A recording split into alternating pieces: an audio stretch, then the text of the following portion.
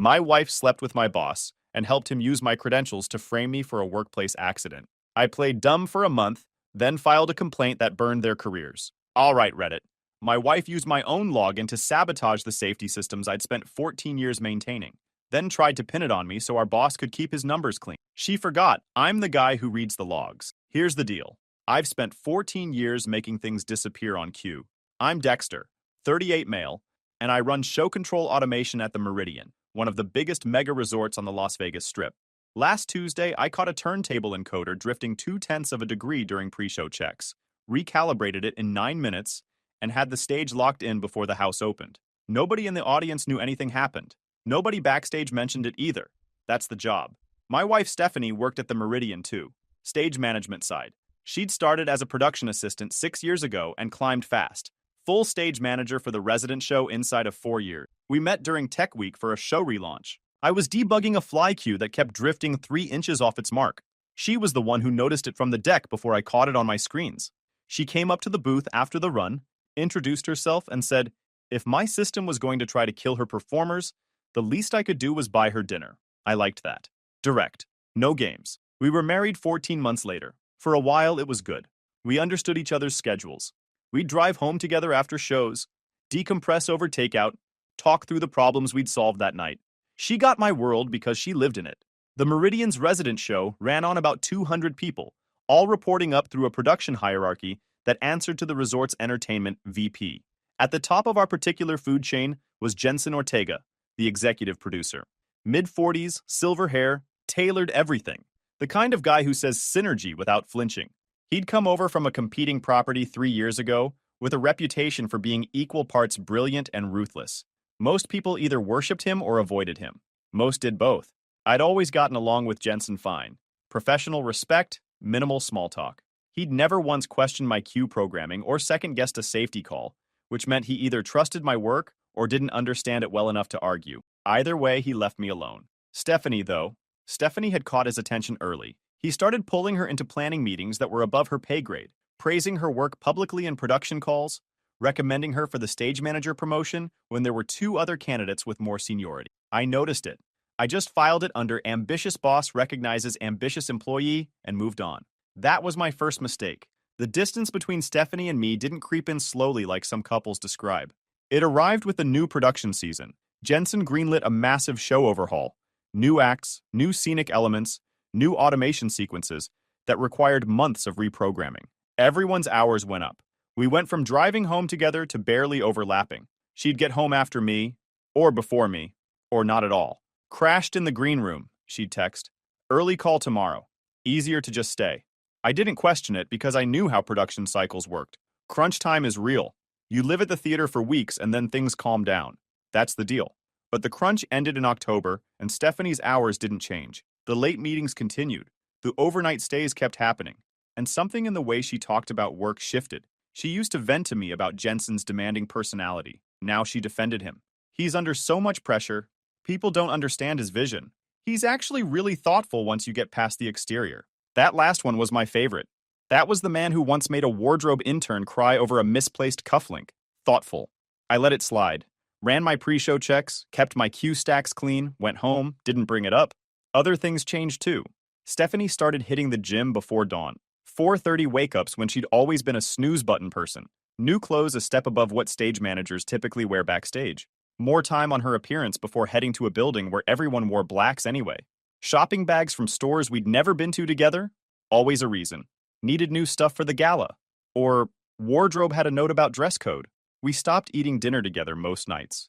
Our kitchen, which used to be where we decompressed after shows, became a room I passed through on my way to the garage. I'd eat standing at the counter and tinker with equipment until I was tired enough to sleep. Some nights I'd hear her come in after midnight, shoes in hand so she wouldn't wake me. I pretended to be asleep every time.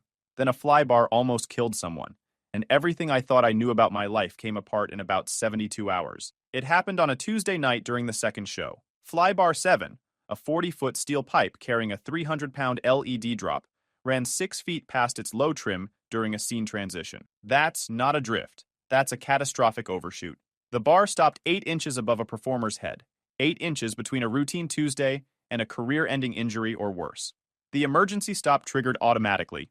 House lights came up. Show halted for 11 minutes while we ran safety checks.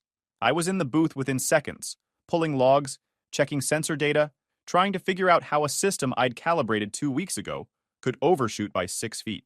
The logs didn't make sense. The Q file showed the correct target position, but the motion profile had been altered. Someone had changed the acceleration curve and removed a soft limit parameter that I'd programmed specifically to prevent overshoots. The edit timestamp was from 3 days earlier, during a maintenance window, and the edit was logged under my credentials. Except I hadn't made that edit. I knew it the way you know your own handwriting. That change wasn't mine. I would never remove a soft limit from a fly queue. That's Automation Safety 101. I reported the discrepancy to the technical director immediately and started my own investigation before the ink was dry on the incident report. Pulled the full audit trail. Checked the booth access log for that maintenance window. The system showed an entry at 2:14 p.m. and exit at 2:47 p.m., a 33-minute session attributed to my workstation account since the system was logged in under my credentials. But I had a receipt from a supply house across town, timestamped at 2:22 p.m., buying replacement contactors for a dimmer rack. I was physically off property when someone sat down at my console and modified that queue. Someone had accessed the booth with my login, and the badge system had a gap that everyone knew about, but nobody had ever fixed. Supervisory level badges could authorize booth access for anyone in the department. It had been set up that way years ago, so stage management could get into technical spaces during emergencies without hunting down an engineer. Convenient policy. Stage management had supervisory access. Stephanie had supervisory access. The credentials themselves weren't hard to figure out. The automation workstation stayed logged into my session between shifts. Standard practice because rebooting cost 20 minutes of recalibration. It wasn't supposed to stay that way permanently, but production weeks turn temporary into forever. Anyone who could badge through the booth door could sit down and make edits under my name. Stephanie knew this. She'd watched me work from that chair hundreds of times, and I'd told her over dinner once that I never logged out during production weeks. I'd handed her the key to my own career without realizing it. I pulled the booth access history for the week. 3 sessions attributed to my workstation account during times I could verify I was elsewhere. One was during a matinee when I was on the main stage running cable. Another was at 6 in the morning on a day I didn't arrive until 8. The third was the maintenance window, where the fly queue got altered. Then I checked who else had badged into the production corridor during those windows. Stephanie's badge appeared within minutes of each unauthorized booth entry, and Jensen's office badge out times aligned with the same windows, suggesting he was in the production area too. I sat in the booth after the second show staring at those logs. The picture was clear, but it still didn't explain why. A dangerous automation edit that gets traced back to me would damage my career, sure. But it's a strange way to hurt someone, unless damaging my career was the point. I called Sal before I left the building. Sal was the rigging lead, 22 years in the business, a Yahtzee through and through, built like a fire hydrant and about as easy to move. He'd been on the fly gallery when Bar 7 overshot and was the one who'd pulled the performer clear. We'd been working the same show since I started at the Meridian. When I set a trim mark, his crew hung loads off it without double-checking.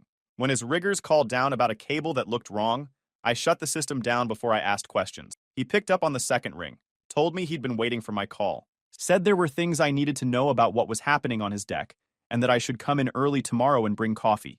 I didn't sleep that night. Lay in bed while Stephanie breathed evenly beside me, phone tucked under her pillow like always. At 3 in the morning, I got up, went to the garage, and organized my tool drawers for an hour. Sorted every connector by gauge, lined up every driver bit by size. Pointless work that kept my hands moving, while my head processed what I already knew, but wasn't ready to say out loud.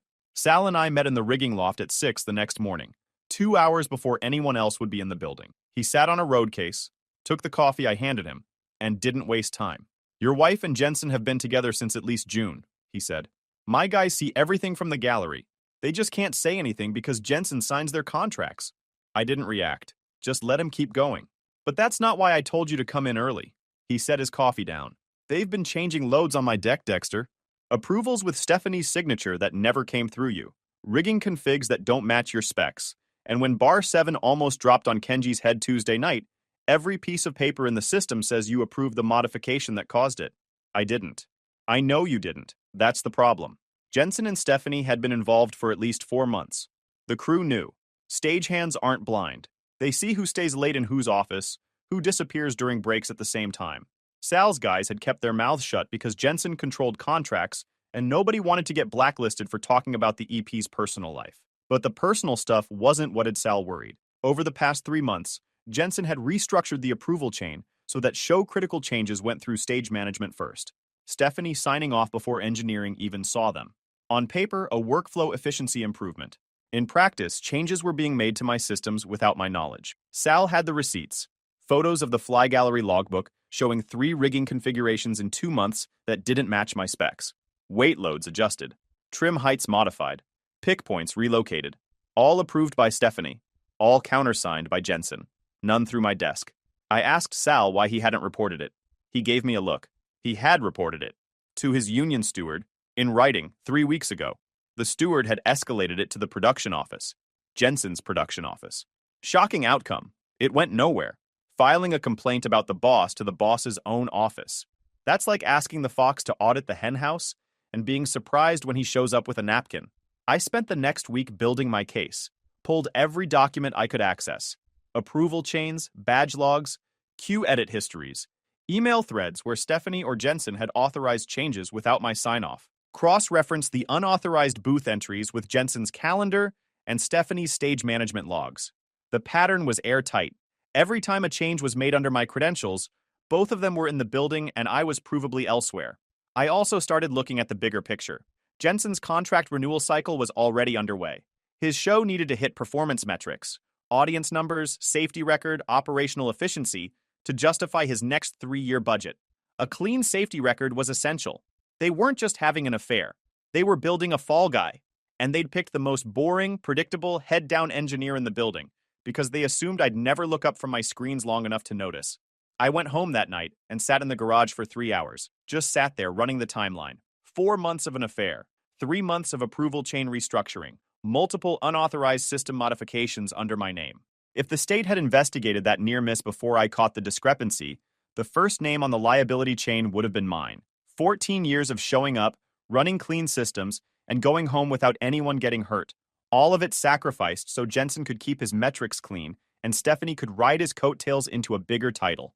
The thing that hit hardest wasn't the affair itself. Stephanie had watched me come home every night, eat dinner at the counter, go work in the garage. She'd watched me be the reliable, steady, boring engineer she'd married, and she'd decided that the safest person to sacrifice was the one who trusted her most. I needed someone who knew the Meridian's compliance machinery, which policies had been broken, which regulators would care, and which internal processes would trigger consequences that a well-connected producer couldn't quietly bury. Rachel Okafor was a risk and compliance analyst in the resort's internal audit division. We'd crossed paths during a safety certification review the previous year. She'd audited the show's automation protocols, and I'd walked her through every system. She was thorough. Jensen had tried to rush her through the process. She'd ignored him. I looked her up in the resort directory and asked for a meeting about automation safety documentation concern. She scheduled me for the next morning. I brought everything: badge logs, queue edit timestamps, the restructured approval chain, Sal's logbook photos, schedule overlaps. I laid it out on her desk like a circuit diagram, every connection labeled. Rachel went through it methodically, no expression on her face. After about an hour, she leaned back in her chair. "This isn't an HR matter," she said. "This is regulatory." "How bad?" "Unauthorized modification of safety-critical systems using falsified credentials, combined with a restructured approval chain that created an unmonitored compliance gap." She tapped the stack of badge logs. "If the state finds this before we report it, the resort loses its operating certification. That's not a fine. That's dark theater. So they'll take it seriously. They won't have a choice." She asked if I wanted to file a formal internal complaint. I told her not yet. I wanted to understand the timeline first. She pulled up the resort's inspection and audit calendar. Next state safety inspection, 8 weeks out. Jensen's contract renewal review, 10 weeks. Rachel told me a formal complaint would trigger a mandatory review.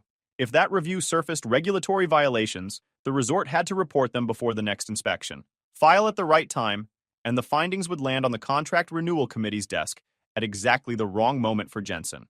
I asked her what the right window was. She said she couldn't advise me on timing. Then she turned her monitor toward me. The resort's inspection and audit calendar was still on screen, and said, "This is a shared resource. Anyone in the building can access it." She let me look at it for about 10 seconds before turning it back. 4 weeks until the filing would hit at exactly the right moment. I did the math myself. I thanked her and left. Started counting days. During those 4 weeks, I locked down my personal finances, moved my savings into an individual account, consulted a family lawyer, found a new apartment across town, and started moving boxes to a storage unit while Stephanie was at work. I kept documenting every unauthorized access, every bypassed approval, every schedule overlap. Files in 3 locations, my laptop, an encrypted USB in storage, and a copy with my lawyer. 2 weeks into the waiting period, Stephanie came up to the booth during a maintenance window. Casual, relaxed, clipboard tucked under her arm. She said Jensen needed the Act 2 fly sequence retimed to shave 4 seconds off a transition, and the change needed to go in before Friday's show. She slid the clipboard across the console, a pre-filled modification request with my signature line already highlighted.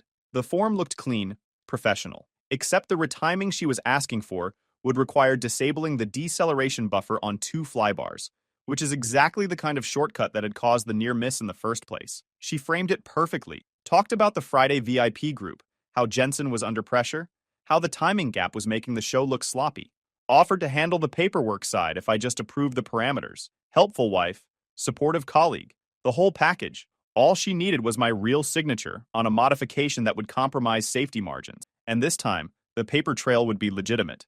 I told her I'd need to run the calculations and would have an answer by end of day. She smiled, said no rush, and left the clipboard. I photographed the form, documented the interaction, and returned the clipboard unsigned the next morning with a memo citing the specific deceleration parameters that made the change non-compliant. Copied the technical director. Stephanie's smile went flat for about half a second when she read the CC line. Then she thanked me for being thorough and walked away. Sal kept his crew quiet but alert. He documented 2 more rigging discrepancies during that period, modifications approved by Stephanie that didn't match engineering specs. He logged them in the union book and gave me copies. The file grew thicker. The hardest part wasn't the investigation or the documentation. It was the acting. 4 weeks of sitting in production meetings across from the 2 people who were trying to ruin my career and behaving exactly the same as I always had. Stephanie would glance at me sometimes during Jensen's presentations. Quick, assessing looks, like she was checking whether I suspected anything. I gave her nothing. Same flat expression. Same technical questions. Same Dexter. The last week before my filing date, I made one deliberate move. During a routine production meeting, full room, department heads, the technical director, 2 union reps, Jensen brought up a scenic transition change that required modified fly cue timing. Stephanie had already prepared the paperwork. She started walking the room through the schedule impact, her voice smooth and confident, with that same energy that made her good at her job. I waited until she finished. Then I asked one question, whether the modification had been routed through engineering for safety review per the resort's standard approval protocol. The room went quiet, the kind of pause that happens when someone asks a question everyone else was trying not to think about. Stephanie said it had been handled through the streamlined workflow Jensen had implemented. I asked if that meant engineering sign-off had been obtained. She said the new process didn't require separate engineering sign-off. I said that was interesting, because the resort's operating agreement with the state of Nevada did. Then I pulled out a single sheet of paper I'd had in my folder all meeting.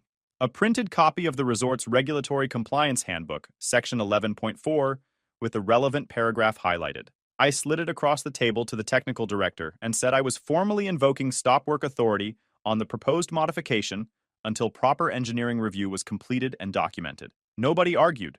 The technical director initialed the stop work. Stephanie's face didn't change. She was too controlled for that, but her pen stopped moving.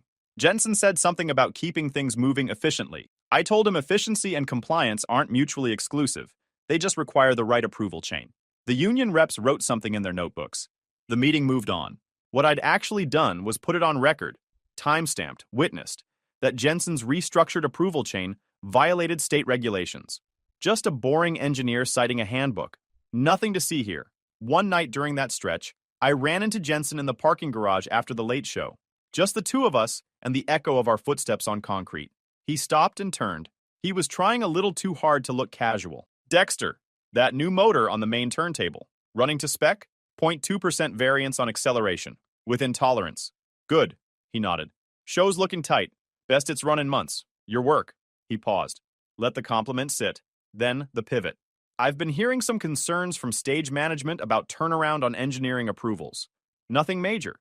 Just a sense that things are getting bottlenecked. And with the contract review coming up, the last thing any of us need is the ops team seeing delays in the pipeline. There it was, wrapped in corporate language and reasonable tone. Sign off faster, ask fewer questions, don't become a problem. My turnaround times are the same as they've been for 14 years, I said. I know. I'm just passing along the temperature of the room. He smiled. We're all on the same team, right? The show's the thing. He wished me a good night and walked off toward his car. Smooth. If I hadn't already seen the logs, I might have actually felt guilty about my approval turnaround times. That's how good he was. Walking to my truck, I thought about how easy it would be to confront him right there. I got in my truck, drove home, and added another entry to the evidence file. Same as every other night. I filed the internal complaint on the date I'd marked. 27 pages, cross-referenced and indexed. Every badge log, queue edit, approval chain memo, and rigging discrepancy I'd collected over the past month, plus my verified alibis for every unauthorized booth entry, filed through the resort's compliance portal, which automatically CC'd internal audit, HR, legal, and the operations VP, case number within the hour. Formal investigation by end of day. The Meridian's internal investigation team moved fast when regulatory exposure was involved. Within a week, they'd interviewed the technical director, pulled independent badge log analysis, and subpoenaed the automation system's full audit trail from the vendor. Jensen found out about the investigation on a Thursday. I know because I watched the color leave Stephanie's face during a production meeting when the operations VP's assistant came in and asked Jensen to step out for a compliance matter. He was gone for 2 hours. When he came back, he went straight to his office and closed the door. Stephanie's phone started buzzing. She excused herself from the meeting and didn't come back. That night, Stephanie came home to the apartment she thought we still shared and found half the closet empty. My workshop shelves cleared out. The spare bedroom where I kept my documentation files stripped down to bare furniture. I'd moved the last of my things that afternoon. She called me 9 times. I answered on the 10th. Where are your things? Her voice was tight, controlled, but barely. Storage, along with years of misplaced trust. Dexter, please. Whatever you think is happening, I don't think anything, Stephanie. I have badge logs showing you accessed my booth 3 times using supervisory override while I was off property. I have queue edits timestamped under my credentials that I didn't make. I have the approval chain restructuring that Jensen implemented to cut engineering out of safety sign-offs. And I have a 27-page complaint filed through internal audit as of Monday. Silence. When she spoke again, the tears were gone. Her voice went flat. Cold. The real Stephanie. If you'd just talked to me first, we could have handled this without involving the whole company. And there it was. Her first instinct was damage control. Even now, with the walls closing in, she was calculating who knew what and how to limit her exposure. My lawyer's name is on the paperwork. Expect a call Monday. She tried the script after that. The tears came back on. It's not what you think. The Jensen pressured me. Impressive range. I told her the badge logs showed her accessing the automation booth voluntarily on multiple occasions to modify safety-critical systems under my credential. That's not pressure. She asked if we could talk in person. I told her there was nothing to talk about that wouldn't be better handled through attorneys. Then I hung up. The next morning, I sat in my truck in the parking garage for 10 minutes before going in. Walking past Stephanie in the production corridor felt like crossing a stage in front of a hostile audience. She tried to catch my eye. I looked straight ahead, badged into the booth, and started my pre-show checks. 8 o'clock show. Same as every other night. Stephanie's next move was smarter than I expected. The woman had climbed from production assistant to stage manager in 4 years. She didn't get there by being obvious. Over the following days, she started telling colleagues she was worried about Dexter, that I'd been really withdrawn lately, obsessive about documentation, difficult about approvals. She framed it as concern. Loving wife, troubled husband, planting seeds so that if the investigation turned into a he said, she said, there'd be a chorus of people ready to say Dexter had been erratic. The problem was her strategy required people to not compare notes.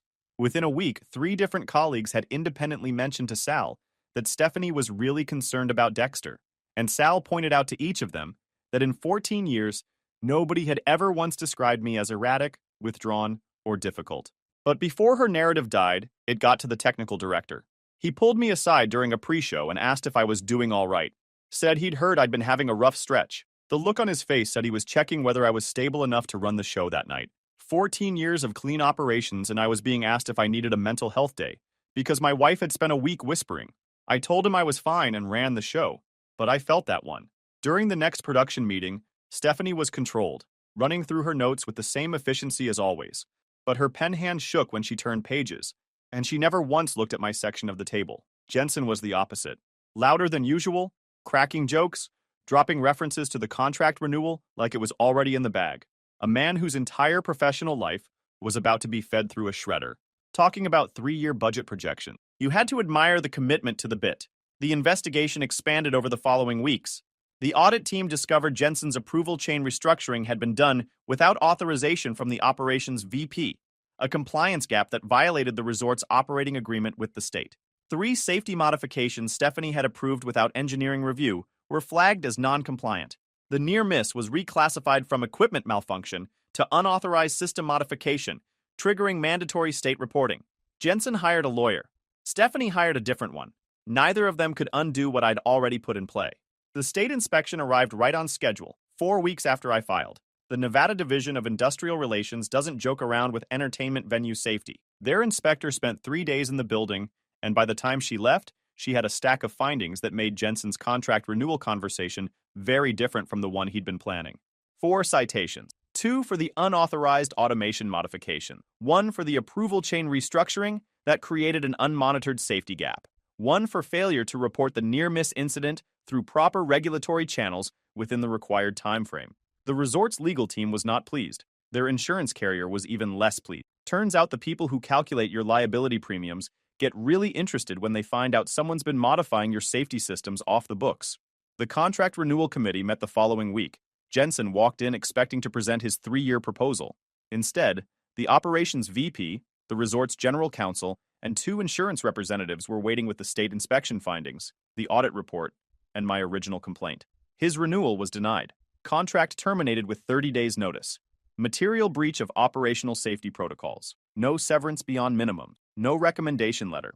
Just a box, an escort to the parking garage, and a reputation that would follow him to every production meeting in the city. I was in the booth running pre-show checks when security walked Jensen through the production corridor for the last time. I saw it through the booth window, him carrying a banker's box, a security officer a half step behind, the corridor empty because word had spread and everyone had found somewhere else to be. He paused outside the automation booth door, looked in through the glass. Our eyes met. He set the box down, opened the booth door, and stepped halfway in. The security officer put a hand on the doorframe behind him. Jensen ignored it. "You could have come to me," he said. Even now, carrying a box with security at his back, he was still performing. "We could have worked this out, between professionals." "We are working it out," I said. Didn't look up from my screen. "The state of Nevada, your insurance carrier, and the resort's legal counsel are working it out right now, professionally." The mask slipped for just a second. Then he picked up his box and kept walking. The man who'd spent 3 years being the loudest voice in every room left the building in complete silence. I finished my pre-show checks. Q1 verified, Q2 verified. The show started at 8, same as always. Stephanie's termination came 2 days later. Different grounds, unauthorized access to restricted systems, and falsification of engineering approvals, but the same result. Escorted out, badge deactivated. Her stage management team was handed off to the assistant, who'd been quietly covering for Stephanie's absences for months. The union filed a separate grievance on behalf of the rigging crew. Sal's documentation established his riggers had been working under conditions they hadn't consented to. The resort settled quickly, but the settlement included a permanent note in both Jensen's and Stephanie's personnel files.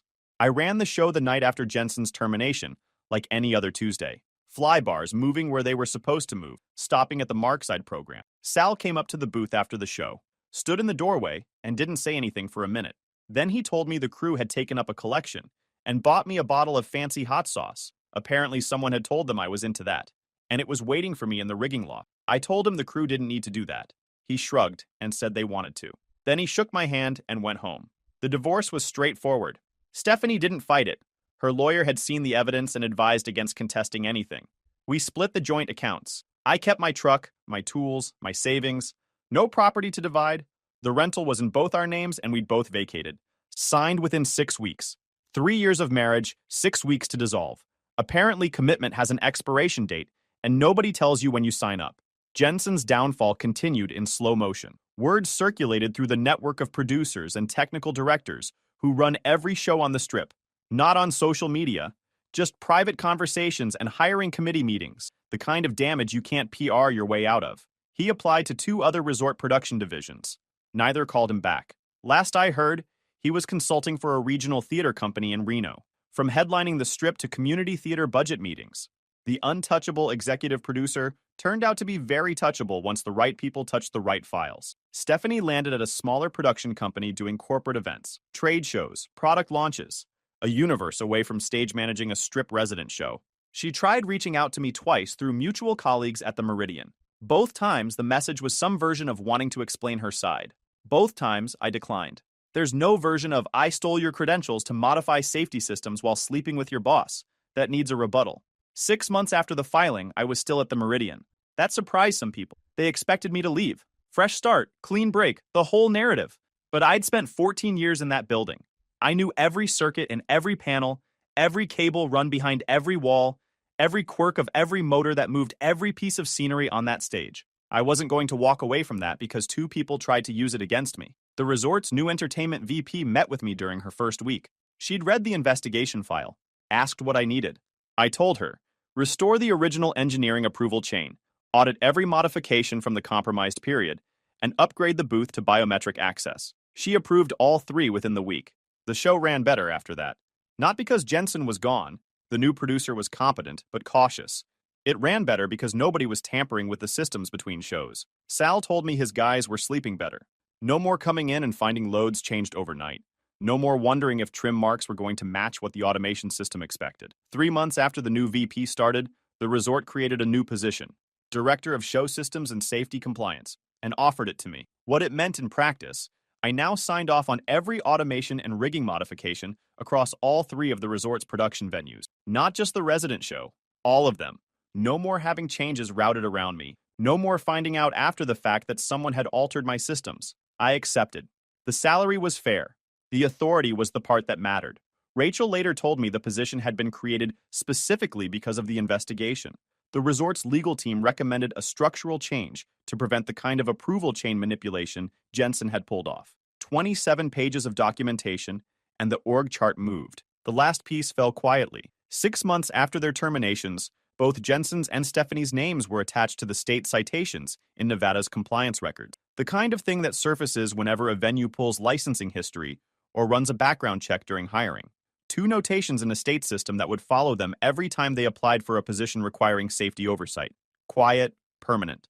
The kind of thing you can't explain away in an interview. After everything settled, life got quieter. I moved into a 1-bedroom in Henderson with a garage I converted into a workshop. Started picking up automation consulting gigs for smaller venues around town. Community theaters, dinner shows on Fremont. Small jobs, but satisfying. These were people who appreciated competence because they couldn't afford to waste money on mistakes. I didn't date. Wasn't close to it. Just not in any rush. Everything else could wait. Sal invited me to his daughter's quinceañera a couple months after everything settled. 3 hours of incredible food and 60 people filling a rented hall. On the drive home, I took the long way down the strip, past the Meridian's marquee glowing against the desert sky. The show was running clean. Guys, we are so close to hit 100,000 subscribers on this channel. If you are not subscribed to the channel, please consider subscribing. It really helps hit that 100,000 mark. Thanks for making this dream come true. What you're about to hear is the story of a guy whose wife kept getting hit on at the gym by the same dude, over and over. She said no. She said it clearly. She said it more times than anyone should have to. And this guy, we're calling him the regular, just kept showing up, kept pushing, kept touching. So her husband did what any calm, calculated man would do. He watched, he documented, he filed. And when the regular thought the rules didn't apply to him, he found out they absolutely did. This one builds slow, but the payoff is worth every second. My wife's gym. Harasser laughed when I told him to stop. He stopped laughing when he got banned, then a restraining order. My name's Nate, and I work as an operations analyst at a regional bank. Not glamorous, not exciting, but it pays the mortgage and I'm good at it. I spend most of my day looking at spreadsheets and flagging stuff that doesn't add up. Patterns. That's what I do. I find patterns. And I'm telling you this because it matters later. My wife Jess and I have been together for 9 years, married for 6. She's an early riser. Always has been. Her alarm goes off at 5:15, and she's at the gym by 5:45 4 days a week, Monday, Tuesday, Thursday, Saturday. She's been going to the same place, this mid-sized gym about 12 minutes from our house, for almost 3 years. She knows the staff. She knows the regulars. She's got her routine down to a science, and she likes it that way. I go to the same gym, just later. I usually hit it around 6:30 in the evening after work. We don't overlap. We never have. Jess does her thing in the morning, I do mine at night, and it works. So about 4 months ago, Jess comes home from her Tuesday morning session and mentions, almost like an afterthought, that some guy at the gym tried to chat her up. She said he was being friendly at first, asked if she needed a spot, made small talk about the playlist. She told him she was married, showed him the ring. She always wears it, even at the gym. I honestly wish she'd leave it in the car, but that's a whole other thing, and figured that was that. It wasn't.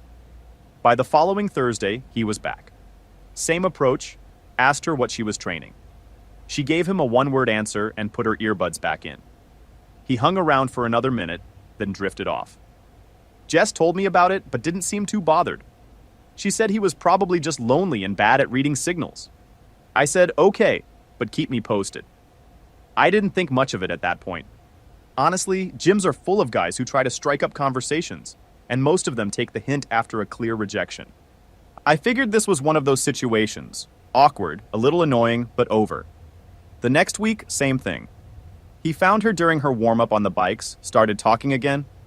This time she was more direct. Told him she wasn't interested in conversation, that she was here to work out, and that she'd already told him she was married. He held up his hands like, whoa, I'm just being friendly, and walked away.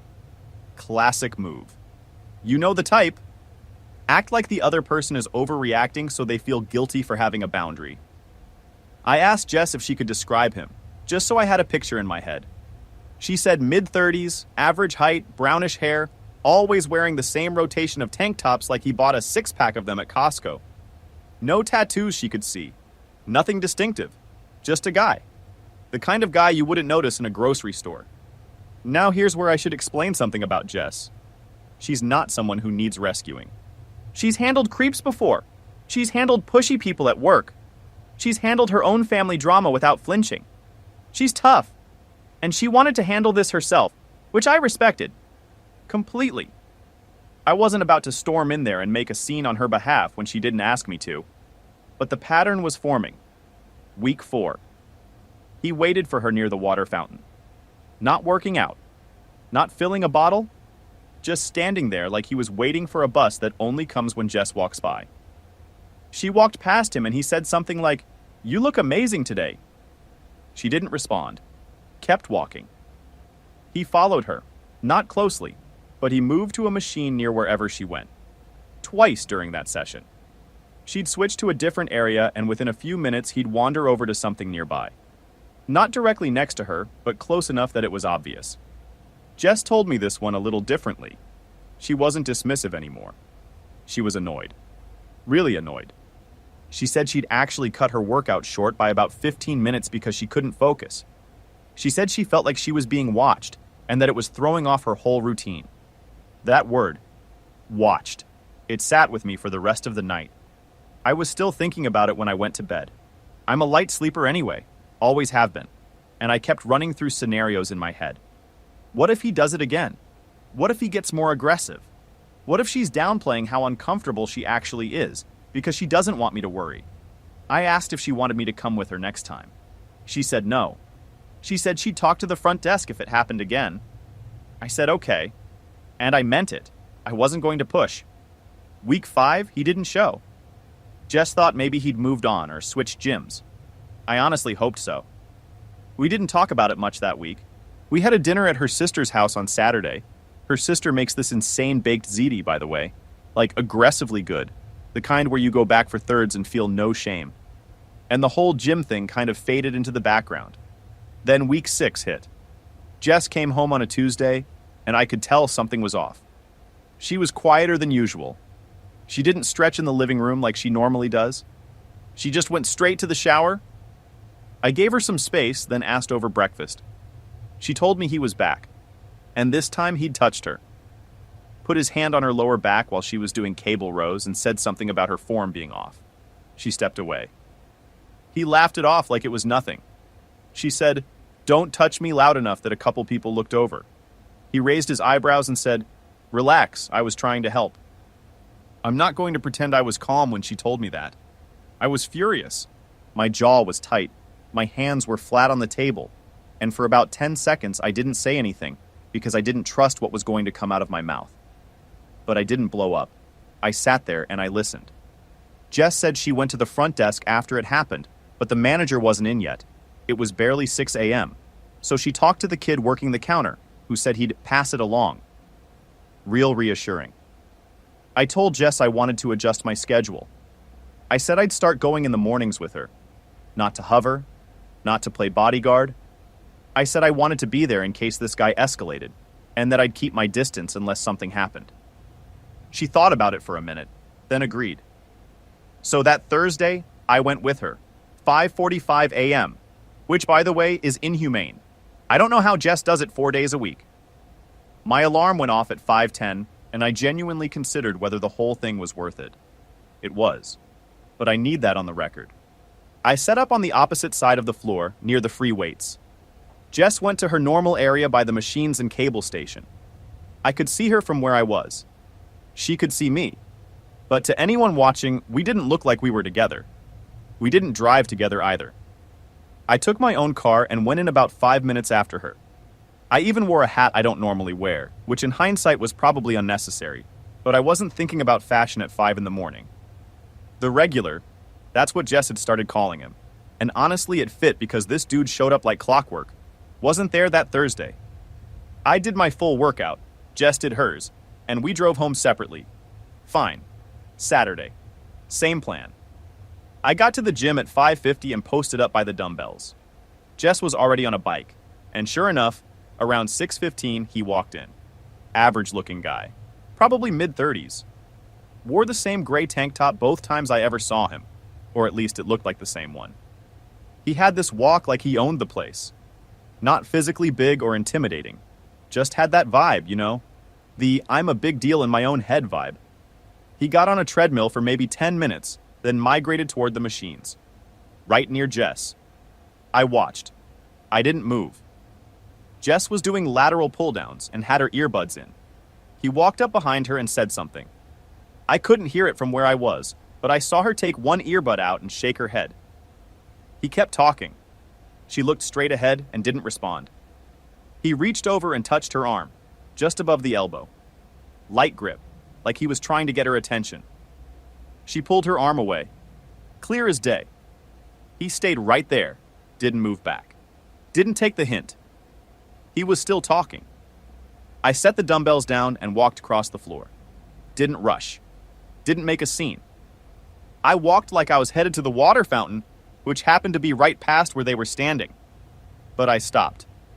I looked at him and said, and I remember this word for word, because I'd been running it in my head for 3 days.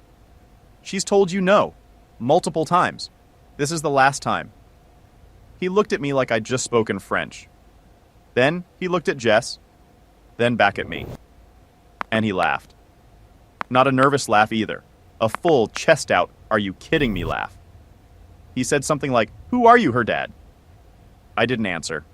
I didn't need to. I turned to Jess and said, let's go talk to the front desk.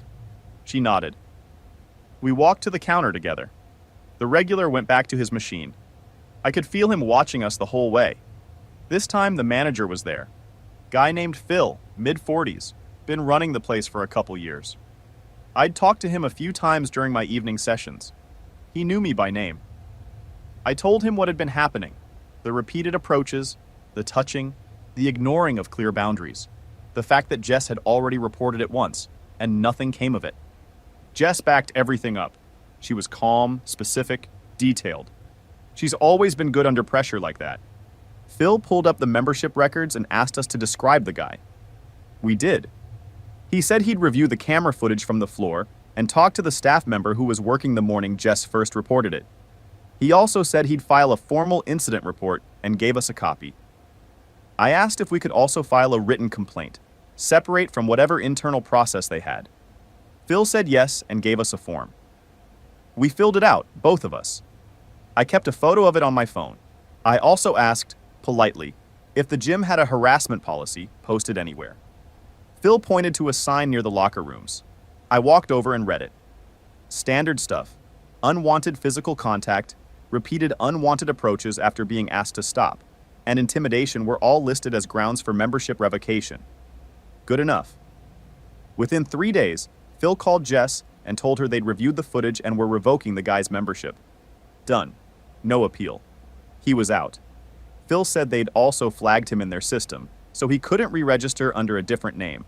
I have no idea how that actually works, but I appreciated the thought. Jess went back to her normal schedule. I stayed on the morning sessions for another week just to be safe, then shifted back to evenings. Things felt normal again. Jess was stretching in the living room. She was playing her morning playlist in the kitchen while making eggs. Everything settled for about a week. Hold on. For the listeners, this is me, not Nate. I gotta jump in here because I need someone to explain to me how a grown man gets told no by a woman 6 or 7 separate times, and his brain goes, yeah, but what if I try again? That's not confidence. That's a firmware glitch. This dude is running on Internet Explorer. He's the human version of a pop-up ad you can't close. You keep hitting the X and he just reloads in a new tab. And then, he laughed when the husband showed up. Laughed. My guy, you're about to get your membership revoked and you're doing open mic night. Keep listening. It was a Wednesday evening. I just finished my workout, back and biceps, nothing special, and was walking to my car in the parking lot. It was about 7:45, still a little light outside. And there he was. The regular. Sitting on the hood of a car 2 spots away from mine. Not his car. Someone else's car. Just sitting there. Looking at his phone. I stopped walking for a second. He looked up. And there was this moment, maybe 2 seconds, where we just stared at each other. He didn't say anything. He didn't move. He just looked at me with this expression that I can only describe as flat. Not angry, not smiling, not scared. Just flat. I got in my car and drove home. Didn't say a word to him. But the second I pulled into my driveway, I texted Jess and told her what happened. She didn't panic. She's not a panicker. But she asked me the same question I was already asking myself. Why was he there? His membership was revoked. He had no reason to be in that parking lot. And how did he know which car was mine? Or did he? Was it just a coincidence? I don't believe in coincidences. Not when there's a pattern. I drove by the gym the next day on my way home from work. He wasn't there. I drove by on Friday too. Nothing. Saturday morning, Jess went to the gym at her normal time, and I followed 10 minutes behind. Separate cars again. No sign of him. I started to think maybe it was nothing. Maybe he was meeting someone there. Maybe he was picking someone up. Maybe he just liked sitting on random cars like some kind of parking lot gargoyle. People are weird. It doesn't always mean something. Then the next Wednesday, exactly 1 week later, Jess texted me at 6:03 a.m. She'd just pulled into the gym parking lot and his car was there. She recognized it, same dark blue sedan with a dent on the rear bumper and one of those air freshener trees hanging from the mirror. He was sitting in the driver's seat, parked 3 spots from where she normally parked. She didn't get out. She sat in her car and texted me. I told her to drive to the gas station across the street and wait. I called the gym. Phil wasn't there yet, but I left a message and told him what was happening. Then I got in my car and drove to the gym. By the time I got there, maybe 22 minutes, I hit every red light on Route 9. His car was gone. Jess was still at the gas station. I picked her up. She was fine, just irritated, and we went home. That was it for me. I was done waiting.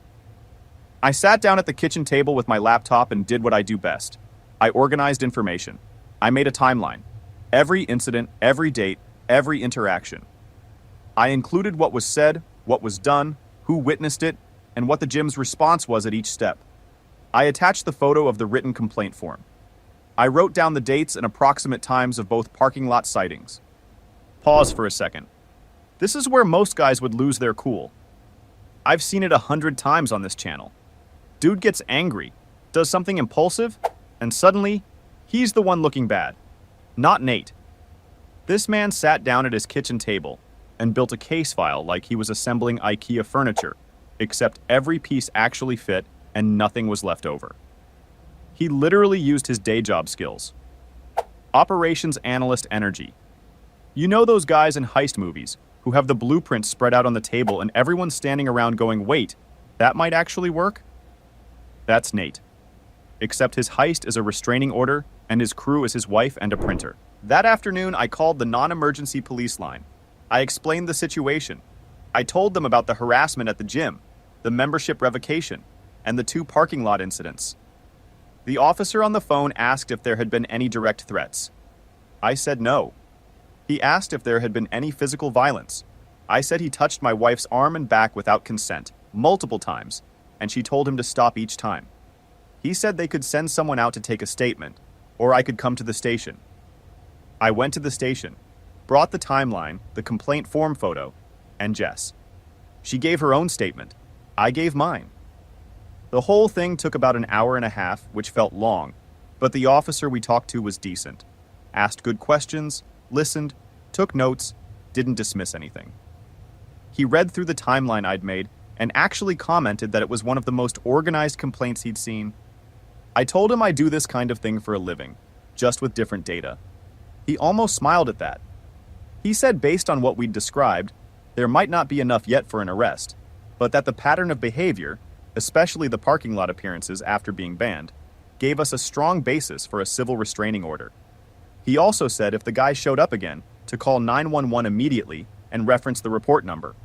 He gave us his card and said we could reach out if anything else happened before the court date. We went home. I looked up the process for filing a restraining order in our state. It's not as complicated as I expected. Mostly paperwork, a filing fee, and then waiting for a hearing date. The forms were straightforward if you've ever filled out anything government-related, which working at a bank, I have. Plenty. Jess and I talked about it over dinner. She wasn't sure at first. She said she didn't want to make it a bigger thing than it needed to be. She said maybe the police report would scare him off, and that would be the end of it. And look, I understood where she was coming from. Nobody wants to go to court. Nobody wants to sit across from someone who's been making their life uncomfortable and relive the whole thing in front of a judge. But I told her it was already a big thing. This guy had been asked to stop multiple times. He'd been banned from the gym, and he was still showing up. That's not someone who respects boundaries. That's someone who's testing how far he can push. She agreed, not right away. She went quiet for a few minutes and finished eating. But then she looked at me and said, "Okay, file it." I filed the petition the next day.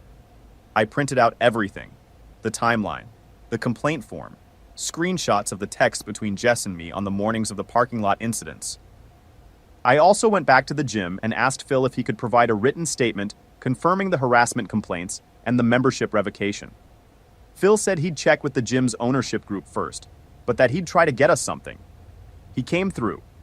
2 days later, he emailed me a formal letter on the gym's letterhead, confirming that a member, didn't name him in the letter, but I had his name from the police report, had been banned from the facility due to repeated harassment complaints from a female member and her spouse. It included the date of revocation and a reference to their internal incident report. I attached everything to the petition and submitted it. Anyway, the waiting part was probably the hardest. You file the paperwork and then you just sit there.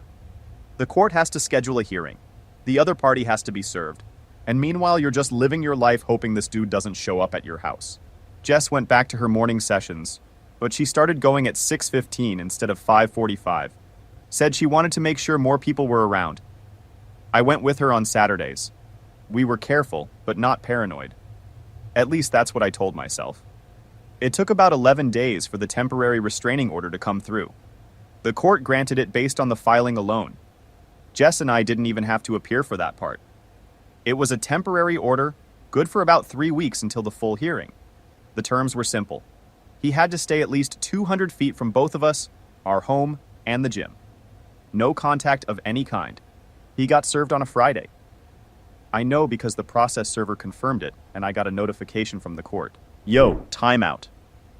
Can we talk about the fact that this guy got banned from a gym, for being a creep, and his move was to start doing stakeouts in the parking lot? That's not, I'm just in the area behavior. That's Netflix documentary behavior. Most people get banned from a gym and they go find another gym. Or they buy a Peloton, or they do push-ups in their living room like the rest of us during 2020. But no. The regular decided to go full surveillance mode in a parking lot, like he's auditioning for a reboot of Creep starring himself. And spoiler, he didn't get the part. What he got was paperwork. Sit tight. The full hearing was about 3 weeks later. Jess and I both appeared. We had a lawyer, Jess's cousin actually, corporate law mainly, but he knew enough family law to walk us through the process, and he did it as a favor. We took him and his wife out to a really nice Italian place afterward to say thanks. I had this ridiculous mushroom risotto that I'm still thinking about, honestly. The regular showed up with no lawyer. That surprised me. I figured he'd at least have someone there to represent him, but no, just him. In a button-down shirt that was slightly too big for him, like he borrowed it from someone with wider shoulders, sitting at the table across from us. He looked smaller in that courtroom than he ever looked at the gym. I'm not sure if it was the fluorescent lights or the context or what, but the confidence was gone. He just looked like a guy who didn't want to be there. The judge reviewed everything. Our lawyer walked through the timeline, the repeated approaches, the physical contact, the gym ban, the parking lot appearances. He submitted the gym's letter and the police report. Jess testified. She was clear, direct, and steady. She didn't exaggerate, didn't get emotional. She just laid it out. The regular got a chance to respond. He said, and this is close to a direct quote, that he was just being friendly and that people are too sensitive these days. He said he had no idea Jess was uncomfortable, despite her literally telling him, "Don't touch me," in front of other members. He said the parking lot was a public space, and he had every right to be there. The judge asked him why he was in the parking lot of a gym he'd been banned from, on 2 occasions, one of which was at 6 a.m. He didn't have a good answer for that one. The judge granted the full restraining order, 1 year, 200 feet from both of us, our home, our vehicles, and the gym. No contact, no communication through third parties, no showing up at places he knows we frequent. Violation would be a criminal matter. The regular looked at the table the whole time the judge was reading the terms. Didn't make eye contact with me or Jess. Didn't say a word. We walked out of the courthouse and into the hallway. Jess didn't say anything for a minute. We took the elevator down, walked out the front entrance, and stood on the steps for a second. It was one of those perfect late morning moments where the sun hits you and you realize you've been holding your breath for weeks. She squeezed my hand in the parking lot, but didn't say much. We drove home in separate cars. I had to go back to work. I'd taken a half day and my inbox was definitely going to be a disaster. And she texted me a single thumbs up emoji when she got home. That was enough. Wait, let me jump in here for a sec. Can we give it up for Nate? Not because he yelled. Not because he threw a punch. Not because he did some dramatic action movie moment in the gym parking lot. He won this by being boring. Gloriously, strategically, devastatingly boring. He made a spreadsheet. He printed documents. He filed forms. He went to the police station and talked like a normal adult. This man did paperwork so hard that a judge handed him a restraining order. That's the most underrated kind of power move there is. The kind where you win and nobody even raises their voice. The regular came in thinking charm was a cheat code. Turns out it doesn't work when someone knows the actual rules. Final update. It's been about 5 weeks since the restraining order was granted. No sightings, no contact, no parking lot cameos. The gym's been quiet. Jess is back to her 5:45 schedule, and she says she actually looks forward to it again, which is something she hadn't said in a while.